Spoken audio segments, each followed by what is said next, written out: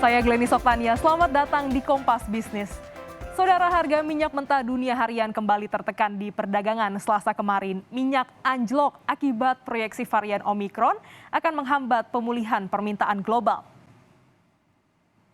Harga minyak jenis Brent turun 0,9% menjadi 73,7 dolar per barrel dan juga sementara West Texas turun 0,8% menjadi 70,7 dolar per barrel.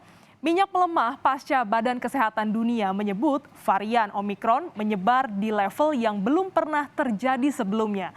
Selain Omikron, saudara, penurunan harga minyak dunia juga disebabkan ekspektasi pasar soal pengurangan stimulus yang lebih cepat. Ekspektasi ini membuat dolar menguat dan biasanya ketika dolar menguat, harga minyak akan melemah. Tetapi secara tren 1 tahun terakhir, harga minyak dunia masih dalam level tinggi.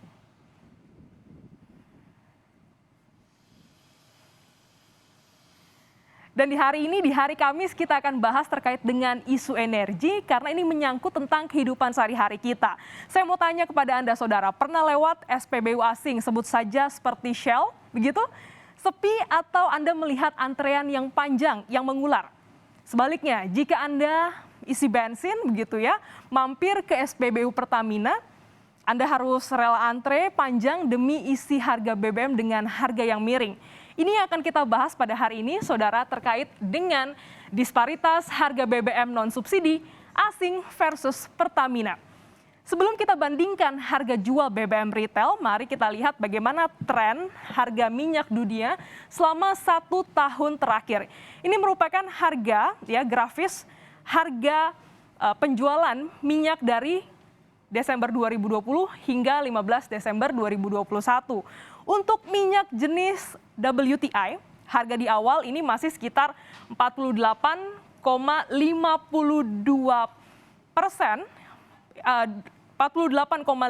dolar Amerika Serikat per barrel.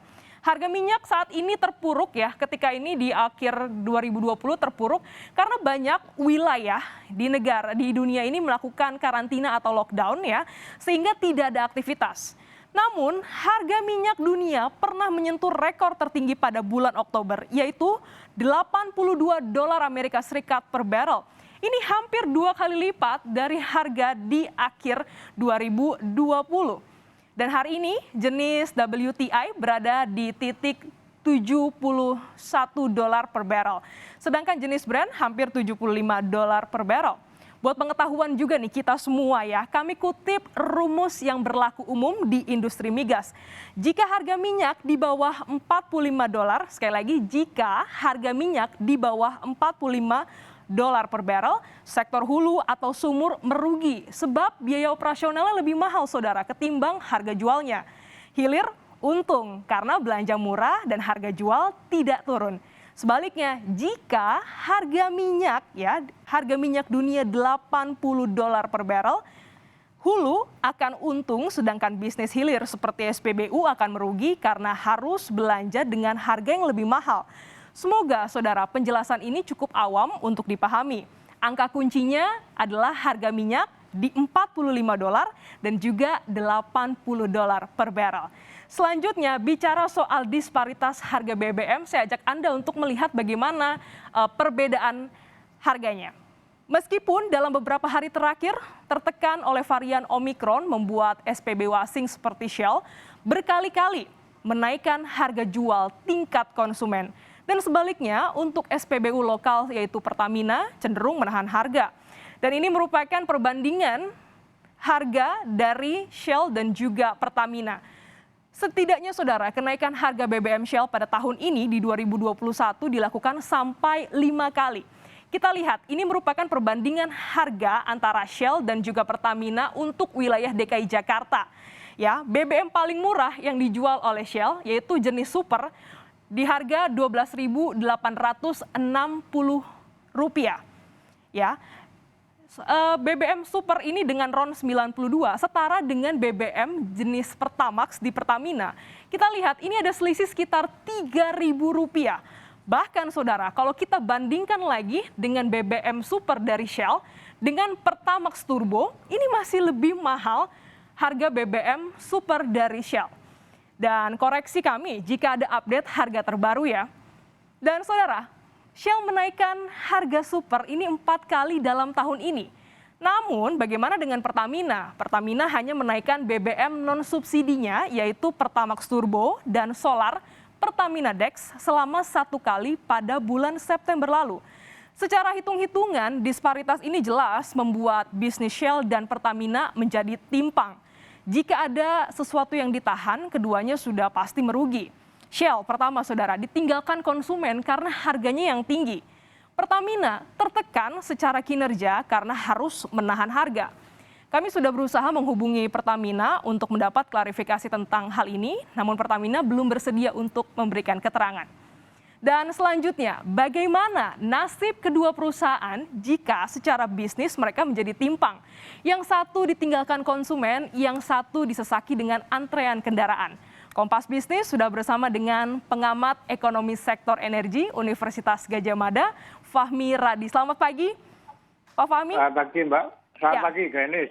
Ya, Pak, ini kita tadi di awal saya bahas tentang disparitas harga SPBU asing, Shell contohnya, dan juga Pertamina begitu ya.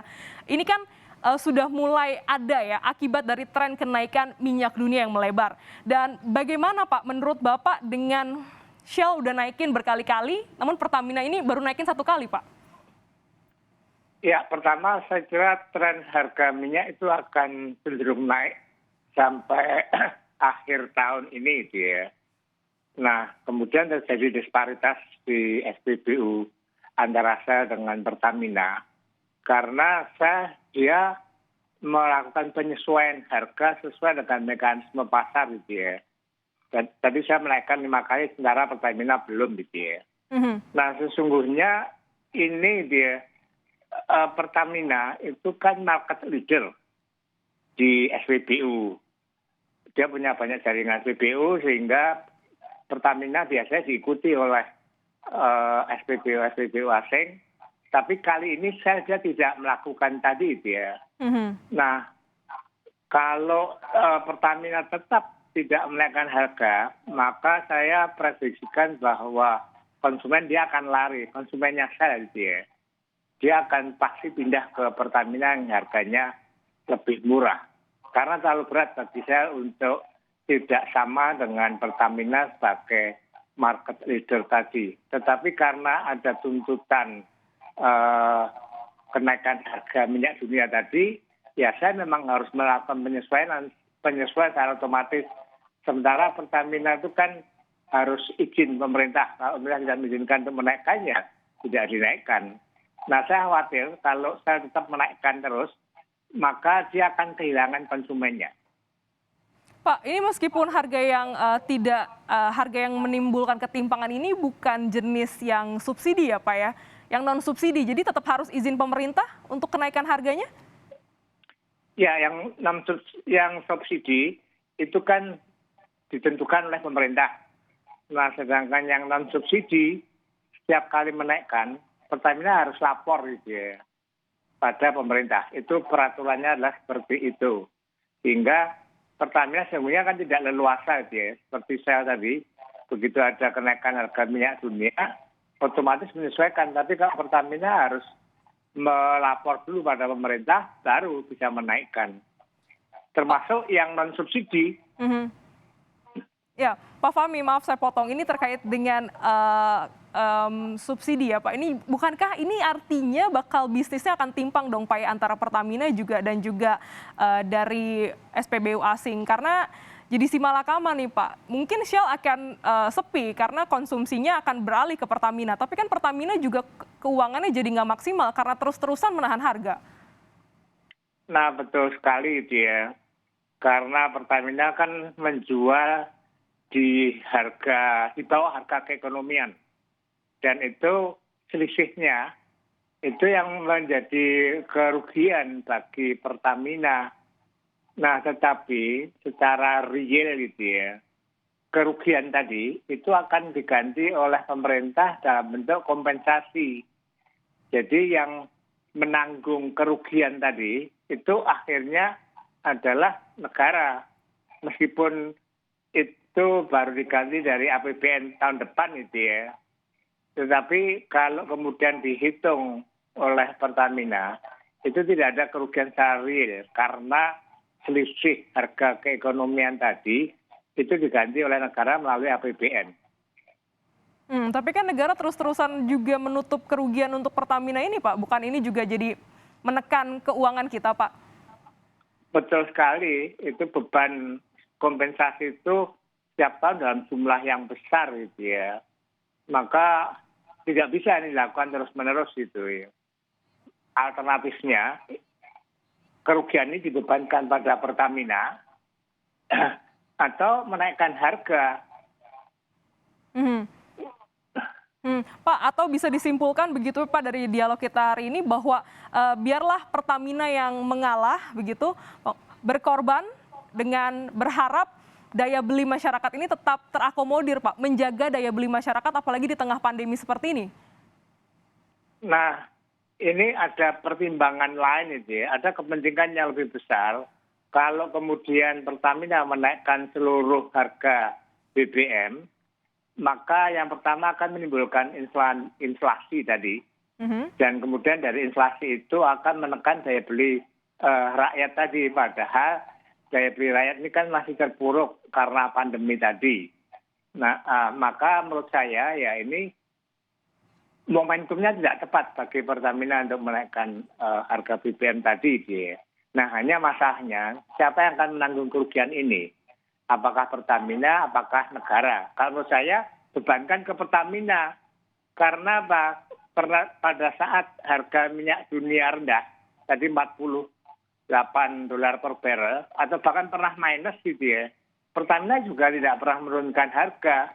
Pada saat itu di sektor hilir, itu Pertamina meraup keuntungan cukup besar sekali. Nah, keuntungan yang besar tadi atau margin pada saat harga rendah, ini bisa untuk menutup kerugian pada saat sekarang harga minyak dunia mahal, tetapi Pertamina juga tidak menaikkan harga. Tapi kalau dibebankan beban negara itu sudah terlalu berat, ditambah lagi beban untuk membayar kompensasi. Nah ini saya kira nggak fair juga itu ya. Jadi memang keuntungan Pertamina sebelumnya ini untuk menutup ya belanja minyak ketika harganya melonjak ya Pak. Apalagi saat ini kita sedang dalam masa pemulihan ekonomi saat pandemi. Pak Fahmi, sebenarnya berapa sih Pak harga keekonomian BBM? Bagaimana dengan tren kenaikan minyak saat ini? Apakah Pertamina di angka berapa harga keekonomian yang setidaknya bisa menyeimbangkan keuangan Pak? Nah, saya nggak menghitung secara detail berapa gitu ya. Tapi dan setiap jenis BBM kan berbeda-beda. Misalnya saya kira kalau Pertalite gitu ya, yang persentase konsumsinya paling besar, itu kira-kira di harga 11.500 per liter gitu ya. Padahal sekarang kan dijual 7.000, sekitar 7.000-an. Nah, sehingga ada selisih yang menjadi bahan Pertamina itu sekitar 4.000-an. Ini cukup besar itu ya. Tapi kalau kemudian Pertalite itu dinaikkan sesuai dengan harga keekonomian, ini akan menimbulkan dampak inflasi dan menurunkan daya beli. Nah, ini kan kepentingan bangsa yang lebih besar itu ya. Kan Presiden masih menjaga bagaimana daya beli tadi, tiba-tiba pertama menaikkan lah, ini saya kira juga tidak. Gejolaknya jadi di tingkat konsumen ya Pak, kalau sewaktu-waktu dinaikkan malah dikhawatirkan ada gejolak.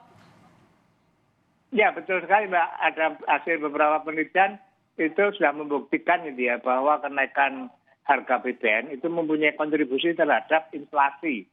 Nah inflasi ini akan melemahkan daya beli masyarakat. Padahal ini kan negara kan baru mendorong daya beli masyarakat, kalau kemudian Pertamina juga menaikkan, nah ini saya kira juga tidak mendukung.